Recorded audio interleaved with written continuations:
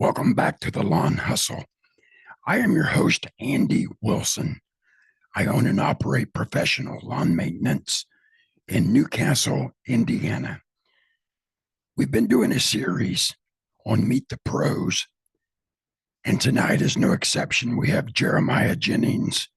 He is the host of the Growing Green podcast and the owner of Growing Green Landscapes.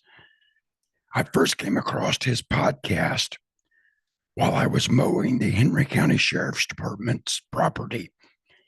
And it was a podcast on a Monday with his wife, Savannah. And I have been hooked on this podcast ever since. And I am a frequent listener. And I encourage you to go to Apple Podcast or Spotify or whatever platform you use to listen to your podcast and subscribe and hit the notification button to the Growing Green podcast. You will not be disappointed. Jeremiah, thank you for joining the Lawn Hustle. Thanks, man. I'm excited to be here. You're too kind. The Marriage Mondays have turned into something that we didn't quite know what it was going to turn into when we started, but it's been a fun journey ever since we started. I do that show with my wife, Savannah, and it has been fun. So I'm very appreciative for your support and everybody else out there who listens. It's my honor to be here. I'm excited to see what we get into today, man. I love doing stuff like this, just sharing with the community, trying to help everybody grow their companies. And I know that's what you're doing here on the show. So I'm excited to dive in. Well, with that being said, what trends do you see shaping our industry? Man, there's a lot of stuff coming, right? I think that the 2025 year ahead, if you're listening real time, this is the very, very beginning of 2025, January the 2nd, to be exact. And I think a lot of the hot topics right now across the industry is the battery and autonomous wave. That's an interesting thing. I think a lot of people have a lot of different opinions. We're not quite there yet, but I think we're going to be there sooner than people realize. I highly suggest people to start doing some research and maybe incorporating that into your company sooner than you would think you would, as far as the battery and handheld equipment goes. But the battery trend is there, right? But as far as the business trend, I think guys are really able and excited and prepared to get their business put in place and run profitably and run the right way, execute up their operations, know their numbers the right way. We've heard know your numbers for a while now, and what does that actually mean? I think people are trying to actually figure that out, and that's what we're doing. That's my goal. Like we're in a big growth phase right now in our company, and we're sharing that as we go. But I think across the industry, that more and more that I hear, like people are excited to grow. They're excited to really transform their companies, their lives, grow teams of employees, and help people. And I truly think that this industry is going to change a lot of people's lives in the next 10 to 15 years. How long have you been in the game? I started the company 6 years ago. So I started it right out of high school. I worked with a buddy while I was in high school. So I've done it for 9 or 10 years now, but that's weird to say, 10 years. But yeah, started the company 6 years ago, and we've been running with it ever since. Well, after I recovered from my throat cancer, Yeah. I started the lawn care business 16 years ago. Wow. I started off with one client and a push mower that wasn't self-propelled. It was Andy propelled. It was Andy propelled. That's awesome. So I quickly picked up 3 more properties on that same street. And today we have grown our business to where we serve 140 clients in Newcastle. No way. And it's been a journey. It's been a wild ride, ups and downs and successes and failures, but that's just life. Yeah, so man. I'm excited about your business growing. I heard you on a podcast talk about believing that you're going to be a $1 million company soon. Yeah. And I wish that into existence for you. I hope that happens for you. Yeah. Where do you see yourself or your business in the next 5 years? Man, that's a good question. First off, I want to say that's awesome. 140 clients. That's nothing to be to scoff at, right? That's a very cool business that you have set up. I want to hear more about that afterwards or here on the show at some point. But where are we going to be in 5 years? 5 years from now, I plan to be roughly 3 million plus in revenue, somewhere in there with 30 to 50 employees, trying to take over our market, in our really a really very tight area. We have a lot of players down here where we are in Birmingham, which is centrally located here in the South. We have one of the biggest players in the entire industry is here, in Landscape Workshop, and so we have competitors. They control the commercial space, but we're going to try to break into that and grow that. And at this point, like it's grow people, grow people, grow people, and in turn the company will grow in the end. And so, yeah, 5 years, I would say we're trying every day to get to that $3 to $5 million mark, 30 to 50 employees, and trying to just change a lot of lives along the way. Somebody has to be the best in Birmingham. It might as Ex- well be you. exactly. And I can tell you this, other companies are not. I have firsthand experiences and relationships with people that have used them. And so, not to say they're bad companies by any stretch. Like I'm probably going to have some representatives from their companies on our show. I've had them in the past. But they have areas that I know that we can do better in. And so we're going to take advantage where we can. You differentiate yourself from your peers mainly if you just show up. Yeah. Yeah. Show up. And I always like to say, show up and show out. That's right. That's right. And Our core values have been redefined. So we really like established them last year. We really defined them and honed them in going forward. And I originally had five, and then I was like, you know what? That's a lot. That's a lot to keep up with. I'm going to condense this down to three. If you can't get everything into three, then it's going to be hard for people to remember. And our core values moving forward for this foreseeable future are safety, quality, and reliability. Everything we need to do needs to be done safely. We want really quality work, and we want to be reliable. So those 3 points cover exactly what you just said. Show up and show out, right? How can you differentiate yourself? And that is that is what our goal is moving forward, because we've had issues in the past with quality control and things in our company. And as I work myself out of the field some more, that turns into more of an issue. And so we're trying to get all those things dialed in and get the bad out and the good in. So yeah, it's exciting.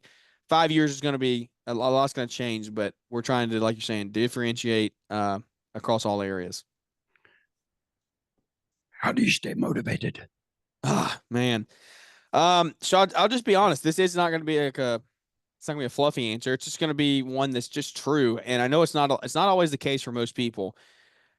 Um, Motivation and a positive thought process is just something that thankfully I've been blessed with. I'm naturally that way. I don't battle depression much. I don't battle like negative thoughts very often.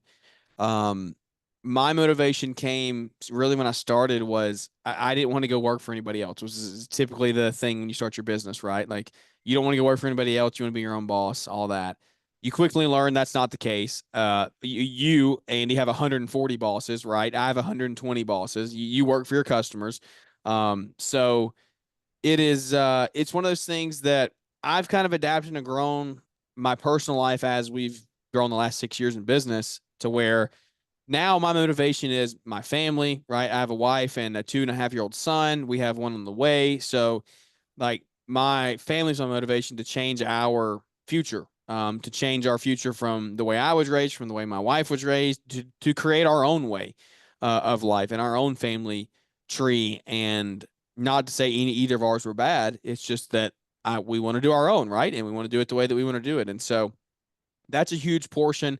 And also just helping other people, right? I'm again, this is like all glory to be to God in this. Like he blessed me with the want to give, and I love giving, and it's just something I'm so blessed, and it's humble brag or what. It's not a brag. It's just literally just honestly like I would rather give than receive. If I could give something, if I could help somebody out in a tough situation, if I could change their life by giving them something that I don't necessarily need, like I'm going to do it.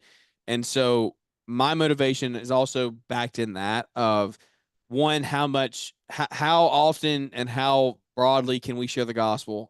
If we grow our social media to a large following, how quickly and how broadly can we get that out there? And also, when we grow our revenue and our finances, how many more people can we give to? How many more wells can we drill in Africa? How many more people can we get off the streets? How many more Christmases can we give for kids who aren't necessarily as weren't as prosperous as we were? Their families weren't as prosperous as we were. So that's kind of the basis of my motivation. Get up and go to work every day to glorify God and share His name and everything that goes into that. But also just like we're just trying to grow and help people. That is so good. And it's biblical. The Bible Yeah. says it's more blessed to give Yeah. than to receive. Yep. Yep. And And we have, a few years back, started our debt free journey. yeah. And we've been able to pay off $10,000 in credit card debt. Wow. We've paid off a van 3 years early. Our house will be paid off in another 2 years, which is about 10 years early. That's awesome. And we're at the point now where we're going to be investing and saving. And I believe Dave Ramsey says you want to save like no other so you can give like no other. Yeah. And that's what we want to do as well. Be able to just meet someone that has a need and just be able to write a check or hand them the cash and say, go take care of it. Yeah. And I appreciate that answer. And that's my motivation as well. Yeah. And when I get up in the morning and stumble to the coffee pot, when I walk through my house and I look out the window and see my truck and I go to the shop and I see my equipment, all of that's a motivation for me because I know I got a lease payment on my shop. I've got equipment payments that we're paying off, and it helps me to stay motivated, to stay in the grind, to stay in the everyday hustle of running a lawn care business. So I asked Paul Jameson when he was on my show, how do you define success? And his answer was he defines success by contentment. Yeah. So let me ask you, how would you define success? Is it a dollar amount? Is it a possessions? Is it something that you obtain? Yeah. That's awesome. It's a very good question. I think a lot of people will answer it differently. And, I don't know that I've ever given a true answer to this question. I would say that what Paul said there is true. Contentment is good. I preach the phrase content, never satisfied. I'm content where the Lord has me right now in this stage of life, but I'm not satisfied here. I don't want to stay here. I don't want to get stagnant, and I don't want to just like flatline right here. So I'm always going to be content in my situation, but I'm never going to be satisfied there. Success in a world's point of view here on the earth, I guess you could say, is to me having the ultimate freedom, which is my time. And when I have that freedom, that means I can give of my time wherever I choose. And so whether that be, again, drilling a well in Africa, helping someone grow their company, feeding an orphan, right? Raising my kids, putting my kids into sports, whatever that is, to me, it is the freedom of time. And time is the most valuable asset you have. God can take it from you at any moment. He's giving it to you. And so I'm going to use it to the best of my ability right now. But everything that I do working towards success is to, in the end, fulfill time freedom. And so, I would say that at the end of the day, success in an earthly manner is give me my time freedom back so that I can do with it what I choose. And again, as a Christian who like shares my journey openly, like I've got a lot to learn and grow on, but in the end, like share the gospel to many other people out there because there's a lot of people that know that don't really dive in the way they should, and there's a lot of people that don't know as well. So there's a huge calling on it. But yeah, I would say in my mind, I would say the ultimate success for me would be achieving ultimate time freedom. What is the best advice you've ever been given and the worst advice you've Oh ever been given? man. Oh, you should have prepped me for these. I was literally I just did a podcast talking about this. It's funny. I'm so bad at coming up with these things off the top of my head, but um, man, the best advice. I tell you what. Again, the worst. I don't know that I've been given worst advice, honestly. And the reason I say that is because I'm young into the game in the grand scheme of things. I'm 25. I'm only 6 years into the business. I've been around people. Um, really, like I made it a huge effort in my life to get around people who are only going to inspire me and build me up. And so I don't really hang out with people that are going to pull me down. Um, the, it's hard. I don't know that I can even name one off the top of my head of a like the worst piece of advice. Like I personally don't know that I'm going to invest in other ways. Like if you're talking financial, maybe like people have told me to invest certain ways that I don't necessarily agree with, and I believe that my company and me investing in me is the best way to put my money, the best place to put my money. And are there ways that are, yeah, put your money in a Roth or a CD or whatever, right? And you have quote unquote guaranteed income, but that's not necessarily the way that I look at my future. And I know a lot of people around me that just work W-2 jobs per se, and it's not bad. Like I make that statement, it's not bad if that's what you do. It's just a different calling than what I do. Um, if you're on a fixed income like that, then yes, that may be the best way for you to do it. But for me, it's not. And Right. for me, I'm betting on myself, and that's where we're going to put our money. And so, I would say that's probably one of the things that I would say it's not the worst advice, but it's the advice that I followed the least. That's the way that I would put it. I don't follow that advice when people share that with me. Like I'm gonna follow financial investment advice from people who are where I want to be and listen to what they've done to get there. So it's not to say again, not to say any of that stuff is bad. Should you do it? Like, do you have a surplus of money? Then yeah, put it in a Roth, put it in a CD, put it somewhere where you know you're gonna get guaranteed returns, as much as a guarantee you can get. But I think the best advice would be, oh man, I would just say I've learned and I've heard too much in the past 2 years to really even come up with an answer for this one as well. And I'm not trying to deflect from the question, Andy. I truly don't think there's one piece that I can stick with and say, this has been the biggest thing that's changed my life. It's been a lot of little moments. It's been a lot of little things that have gotten me to where I'm at now. And we're not anywhere where we need to be, but it's getting around the right people and realizing that you're not the most important person in the room. I would say maybe the best advice that I've learned is from the book Think and Grow Rich. Like that entire not Think and Grow Rich. That's a good book. How to Win Friends and Influence People. How to Win Friends and Influence People. That whole book it was advice for me. Like the principles I took from that into dealing with people and listening to people and letting people talk about themselves, right? Like you can tell literally in this interview, right? You're asking me questions about things that I enjoy talking about, so I'm going to talk and ramble on about them. When you're in a conversation with someone, guys, and you're out there trying to sell a job or something, ask them thought-provoking questions about their life and let them talk, let them share. I'm passionate about these things. That's why we're having this podcast. That's why I'm talking. That's why, like, you can hear the inflection in my voice. Shut up and listen and don't always give an opinion. Like that was when I was in high school, those were my biggest struggles where I always had an opinion about something. I always had something to say. And it was just immaturity at the end of the day. That's all it was. It's all it boiled down to. There was no like ill will or malice intent involved. It was just strictly immaturity. And so as I go forward now, I think back on the message from that book, which is people love to talk about themselves.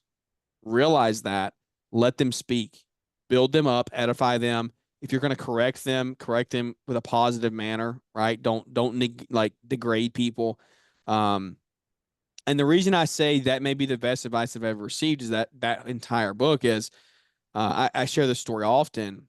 I hired a Marine vet, 40-year-old Marine vet. He's 15 years older than me. Back in the spring of this year, he was done his own thing for a little bit here and there. He's worked a lot of different jobs. we were in the truck one day, maybe, I don't know, weekend or something like that. We were doing like a working interview type situation, and something happened. He did something, or I literally don't remember the situation, but something got broken, and he looked at me and he was like, I was waiting to commit to you until I heard how you handled a problem. And the advice that I received from that book, like, don't degrade people, don't tear people down, always edify, build up, encourage. Like, by me not flying off the handle and keeping my cool, that now has landed me a really good employee. Like, it's the proof is in the pudding. He literally said, I was waiting on that to see how you handled trials, how you handled something that went wrong. Did you cuss the guy out for breaking something, or did you say, you know what? Look, we should have done it this way. I've made the same mistake. It is what it is. We'll fix it, but we can't do it in the future. Let's learn how we cannot do this. How can we avoid it? Um, and so that's an extremely long-winded answer to your question, but I would say that entire the whole thought process from that book that it got instilled into me 5 years ago has changed my whole outlook on life. My best and worst advice. Someone told me when I wanted to start my lawn care business and even my podcast because of the way I speak, my voice. Yeah. Someone told me you can't do it. Mm. So that was my best advice Yeah. because I said, watch me. Yeah. And it was my worst advice because I am doing it. Yeah. And I grew from one customer to 140. Yeah. And we've been able to maintain customers that I've had since year number one. I've taken care of the property for 16 years now. So that was my best and worst advice. Is there a mistake that you've made in business that has turned out to be a blessing? Mm. Mistake in business. As far as like anything, like an operations mistake or a hiring or anything. Yeah. Yeah. Um, yeah. I mean, honestly, my biggest one, it was a mistake that I wasn't planning on. You wouldn't think of it this way, but yeah, I stuck my hand in a set of hedge trimmers 2, 3 years ago, and that was a huge blessing at the end of the day because it woke me up to realize, hey, if I want to grow a company and like have a sustainable brand without me there, I've got to get my crap figured out because at the time I was thankful to have one or two guys working with me that were able to float things, but I was on the phone the next day, like, oh, this is what you got to do, or that's what you got to do here and there, finish the job. And so I would say that incident, that injury woke me up and realize and say, I have to start getting things more legit and things put in place, people put around me to make my life safer, also give me more of a freedom to where when I do have something happen or something happens to me, the company still runs and grows without me there. Let's take a break and listen to a word from my sponsor, and we'll be right back. Want to grow your business and get more customers fast? Then it's time to talk about pay-per-click advertising from Green Frog Web Design. With PPC, your business can appear right at the top of the search results, putting you in front of the customers who are already looking for your services. Whether it's landscaping, home improvement, or retail, Green Frog's expert team will create targeted, high-performing ad campaigns that deliver real results. No wasting money, no guessing games, just more leads and more sales. And the best part, Green Frog handles everything for you, from keyword research to ad design to optimization, so you can focus on what you do best, running your business. If you're ready to leap ahead of your competition, visit greenfrogwebdesign.com today or just click the link in the bio. Start driving traffic, generating leads, and growing your business like never before. We're back with Jeremiah Jennings. Let me ask you this. Do you have a hobby that helps rejuvenate you or motivates you? Hunting, fishing, golfing? Yeah. Yeah, my time is mainly when I'm not working, my time is spent. I play golf a little bit here and there. I wouldn't say I play a lot by any stretch, but I enjoy golfing. It's fun. I enjoy being out on the course and nature. Just beautiful. It's just I just enjoy it. But I also spend a lot of time around the basketball court. So I grew up playing basketball, played basketball through high school. I coached when I got out of high school, and now I ref. So I still play basketball in the mornings. It starts my day off great. I enjoy it, and I also ref basketball too. So that's what we were talking about. That like the struggles of getting this podcast scheduled were because my evenings are from like November through February.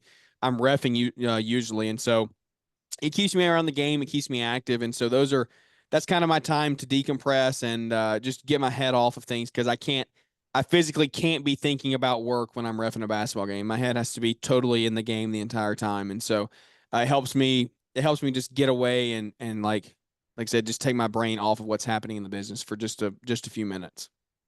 That is important for everyone Yeah, to be able to step away from their business and spend some time doing something else unrelated to lawn care. Kind of clears the air and refreshes you. I several years ago, before I got sick, I was golfing in Slidell, Louisiana, and 138 yard par three. I hit the ball really good. don't tell me you hold out. I heard some guys screaming, No way. and I thought I hit into them because it was real foggy. And when I come with my follow through, I couldn't see my ball. I knew I hit it good. Yeah, you So I felt jump it. in the cart and I run up there to apologize to them because I thought I hit into them. And they said, no, don't apologize. Your ball's in the cup. No way. That's crazy. So I walked up on the green and I looked, and right at the lip of the cup, my ball hit and just fell right in. Oh man, So I am a member of the Hole in One Club of America. that's amazing. That's amazing. You know, like the majority of people go their entire golf career and don't hit one. So that's awesome. Now, I still like to play, but I don't get to play as much as I used to. Yeah. But now there's nothing like coming home after a stressful day at work. And I usually try to stay at the shop for a few minutes because I don't want to take the stress of the day home with me Mm, because my wife and my family don't deserve that. yeah. They need me at my best, not when I'm stressed out and frustrated and have a short fuse. They need me at my best. I kind of hang out at the shop for just a few minutes. I have some chairs and drinks and kind of sit there and drink a Mountain Dew and unwind a little bit before I come home. Or I'll come home and jump on the Harley and take that street glide out for some wind therapy. I Even love if it. it's a 10-minute ride, it just washes all the stress and the pressure away. And then I can walk in and greet my family and know that I'm not going to be short with them. I'm going to be approachable, Yeah. and we're going to be able to sit down and have a family dinner. We do that every night.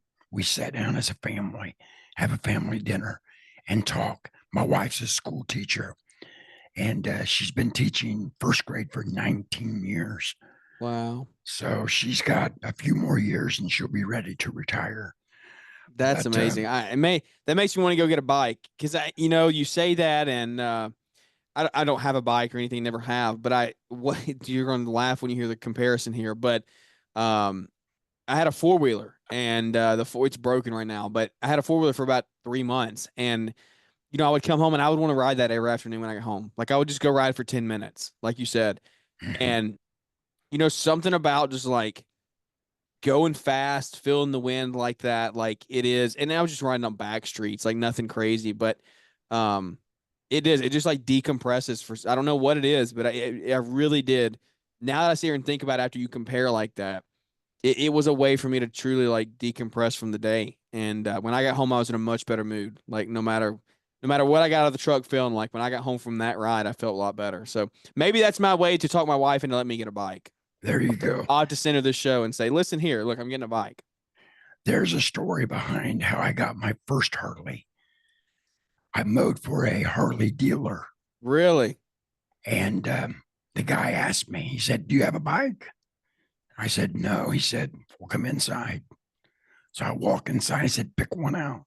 I said, "I'm not prepared to buy a bike today." Yeah. He said, "I'm not asking you to. Just pick one out." So I said, "I like that one." He said, "Come back and get it." He said, "We'll just take the price of the mows off of the bike, and it'll just be a deal between me and you." So I mowed for a couple of years to pay for Yeah. that bike, but I Yeah. got me a bike out of, And you didn't have to pay, yeah, no cash. It was just your labor costs. That's cool. yeah. So I've had a few places like that. Another, a mechanic shop, I service their property. And instead of charging them, I just run up a tally. And then if something happens to one of my vehicles, I drop it off and he fixes it for me. Yeah. So that's how I got my first bike. That's awesome. That's cool. We did that this year without that. The bartering system is alive and well. Like the world was built off bartering. They bartered Yes. back. I mean, they bartered in Jesus' day. They bartered in Rome. They bartered in England. Like they bartered in the beginning of the Americas, right? And so, I actually did that earlier this year. I needed a shipping container, and I was like, I don't want to drop the cash on one because it's just gonna sit here. Like it's strictly for storage. It's not producing me any revenue. It's just for storage. And I was like, I do not want to drop the cash on this. And I actually had a customer who had one that he bought for his house and was moving and needed to get rid of it. And I was like, you know what? Look, we'll move it. I'll move it if you let me have it, and we'll take it out of the Mo's. Same thing. So I think we got like a year and a half of servicing it to pay for it, but it's like it cost me about 30 minutes worth of labor, and I was out no cash. So the bartering system is alive and well. Well, do you have a favorite quote or a saying that you live by? That I live by. I don't know that I would follow that. Again, it's hard for me to answer some of these questions because I'm still so young in life. Like it's just immaturity. I'm an immature human, and it's just because I haven't been around the time. I haven't been around the block enough, and haven't seen enough, haven't heard enough. So it's hard for me to come up with some of these. Ask me that question in 10 years, probably gonna have a different outlook, right? But right now, my biggest thing that I like try to preach and talk about is from the top to the bottom. It's not about who you know, it's about who knows you. There you go. And I've said that for 5 years now. Like literally, it's been something that I've preached for a long time. And you see it more going around. People hear it's not just my phrase, but like I said that I developed that in my own life, my personal life. I was like, you know what, this is real. Like I'm seeing this. The more I'm around the community, it's not about who I know. It's all about who knows my name and knows our company name. And so, not in a prideful name, like, oh, not in a prideful way, like, look at me. It's, hey, like, we want our business name to grow. People have to know who we are. And so, as far as your business goes, like, I would say, it's not about who you know, it's about who knows you.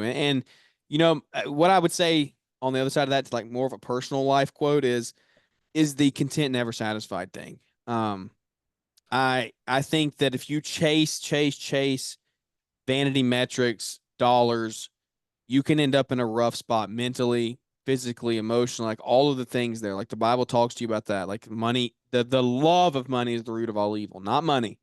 Money is not Right. the root of evil, the love of money.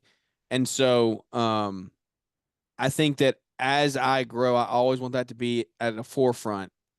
I am content in where I'm at. I'm not unhappy. I'm not trying to do this so I don't have to do this. I just want to better myself and better the people around me. So I'm not satisfied with that. I'm going to keep pushing to be better. And so that's kind of what I live by is the content never satisfied motto. How much do you try to grow your business year after year? 10%, 20%? Yeah, up to this point, it's been organic, right? I haven't really had true numbers to forecast or even plan for. In 2022, we did right 220, I think, in revenue. In 2023, we did uh two take that, but no, I think 2022 was 200, between 200 and 220. 2023 was 290, I think, 295. we finished 2024 at like 480. So the 2023 to 2024 was a big jump. Big jump in revenue there. What, 60%, something like that. Wow. 60-70% in 2023, 2024. But moving forward, like I want to be at 1 million in 26, no later than 26. I would like to get there this year. So we'll double, we'll 100% grow, hopefully, in that time. And then as we grow from there, it'll be more of a probably a 30 to 50% growth process from there, like from 1 million to 1.5 million, and so on and so forth. So who knows? It depends on the people we get around us, right, and where our team progresses. But um, that's kind of the outlook now, and kind of what we've done in the past. Well, how can our listeners connect with you, and how can they support your work? Yeah, man. So like connecting with me is easy. We're out there. What we're doing in the community is just trying. It's similar to what you're doing. You may be doing a better job at it than I am. And like I love this show, dude. I love. I'm thankful for the opportunity to come on and share. It's been a great conversation. We have the Growing Green podcast, right? It's 3 times a week. It's a Marriage Monday with my wife Savannah, and then the other 2 shows are more business and entrepreneurship, leadership focused. We're there. We're on Instagram at Growing Green Landscapes. YouTube was going to get kicked off harder this year, so Growing Green podcast on YouTube. You can check us out over there. But we're around. You can search our name and we'll come up somewhere, somehow. But it's fun. It's a fun thing to do. I love doing this game, being in the social media space as far as like the community goes. I don't consider myself an influencer, a create, none of that stuff. It's like, look, we're sharing our journey along the way. If we can save you some money with a code or something, yeah, cool, awesome, let's do it. But at the end of the day, we're trying to help everybody else out there grow their companies, and we're doing the same thing. We're trying to grow ours as well, share our journey. Well, I believe you're a humble man. And if I know scripture, it says, if you're humble, he will exalt you. Yeah. So you're on your way up. I can tell you that. Well, I appreciate it. That is my biggest thing, like the best thing you could do for me is tell me, and biggest compliment is like I'm serving out my purpose here on the earth fully and wholly, and sharing the way that I should with our audience and our friends. So living a good reputation and a godly walk for other people to learn and grow from. Yes, sir. Well, before we leave, could you recommend one book to our listeners? You've probably had the book recommended to you before, but I would say Buy Back Your Time is a great one by Dan Martell. I read that book 2 years ago, I think, and very, very, very, very, very, very, very good stuff in that. Changes the way you think about things, changes the way you look at hiring other people, spending money, things like that. I would back that up with, like I said, How to Win Friends and Influence People. Like that's a book that I live by. It's old, but there's a lot of good principles in it that apply to today's world. And so I would say those are our top 2. And I'm also listening to The E-Myth by Michael Gerber with it's the landscape version, E-Myth for landscape contractors, and that has been a very good listen so far. I think that'll be, when I finish it and really get to truly digest it, that'll probably go up to the top of my list. You're the second guest I've had that has recommended Buy Back Your Time. Yeah. The first guest was Brian Fullerton. Yep. We both read that book about the same time. I knew that was probably one that he was going to recommend. It changes the way you look at things, for real. If you have not read it, I highly encourage you to. It's an easy read, but it changes the way you look at, like you said, how you hire people, how you outsource, how you delegate. Makes it much more attainable. Well, again, I appreciate you. I want to be mindful of your time. I appreciate you being on the show tonight. I think it's been a informative podcast, a lot of good conversation, and I wish you nothing but success in 2025. Hope your family stays in good health, and I just pray that God prospers you in every area of your life, your business, your personal life, every area. I pray God prospers you and blesses you abundantly. I appreciate it, man. I appreciate the time, guys. Thank you for listening and tuning in here. And yeah, it's an honor to be here. We will do a follow-up podcast in the future Yeah, sometime, anytime. and it'll be fun. Well, I appreciate you. I'm going to call this a wrap, and then we will be done for now until we meet again or talk again. Always remember God is good all the time. All right, that went well. I appreciate it. Awesome, man. Thank you. No, I appreciate the opportunity. That was very good. That was very good. So are you doing that by yourself? You got guys that work with you? What's your team look like? I have guys that work for me. Yeah. I have a deputy sheriff and 2 city police officers that work part-time for me. And then I have a couple of full-time employees. Cool. Awesome. So we're able to split up and divide and conquer. Yeah. So what were you doing? What do you do in revenue? You got a good business going on. Last year we did about 460. That's awesome. And that's profit. Yeah. So we had a good year last year, and I'm hoping to hit about 6 this year. Yeah. That's really good. Yeah, you got good margins on it, you said? Yeah, we're about 15% profit margin now. Yeah. And they say anywhere from 12 to 20 is good. You're in good shape. Yeah. So I'm about 15% right now. That's awesome, man. That's super cool. But like I said, we have eliminated a lot of our debt. Mm-hmm.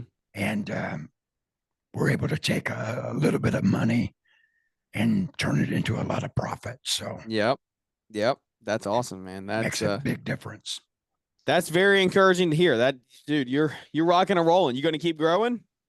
Yes. I've picked up 7 so far for next season, mowing season. Yeah. And I have a waiting list of 25 people that want to get on my schedule.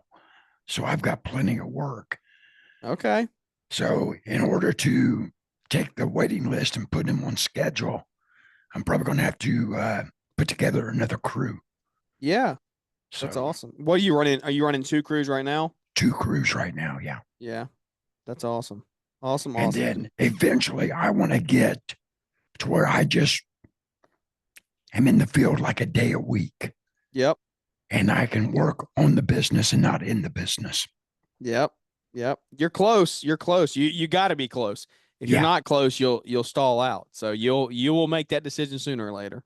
Yeah, I'm just about there. Yeah. I'm not ruling out come spring, but I'm thinking about it. That's awesome, dude. That is fantastic. I super appreciate you let me come on and share. And like I said, it's an honor to get to do it. And my apologies for the delay in making it happen. Oh, that's no problem. I just appreciate you coming on the show and sharing your story with us and giving us some guidance and some advice to help us. Yeah. So, how's the show doing? You in good shape, rocking and rolling? Oh, I'm getting a lot of positive feedback. I've had, I think I'm almost at 3,000 downloads right now. Awesome. And I started last January the 12th was my first upload. Okay. So I've only been doing the show for a year. Yeah. And we've had some great guests during this Meet the Pros series. Yeah. We've interviewed Mike Andes, Naylor, Paul. I'm fixing to interview Eric Triplett, the pond digger. Oh, yeah. And so we've had some great guests. And of course, that's helped the show, people getting more subscribers and things. Yeah. Yeah. Awesome, man. Well, whenever when you post and go live, tag me and we'll share it and listen in and hope people come over and check it out. I sure will. I appreciate you. Awesome, buddy. Have a good evening. All right. You too. Thanks, man. See ya. All right. Bye-bye.